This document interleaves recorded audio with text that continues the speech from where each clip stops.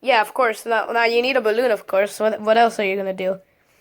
You can't do it without a balloon. And also, get like a big enough sized balloon. Don't get one too small. Don't get one too big, because then it sounds weird. Get one like at least this size, like this size. You have to wet your hands. Okay. Now, washing your hands is an option, but only do one finger. Putting your hand in the mouth is not really that good of an option. And I already washed my hands, so I'm just gonna do one finger. And I'm gonna do this. Like, you see how I scratch on it?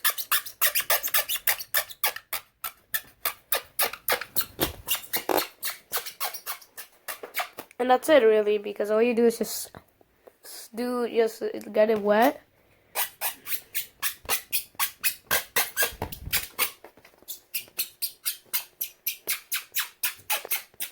And you can scratch it. Okay. Thanks for watching.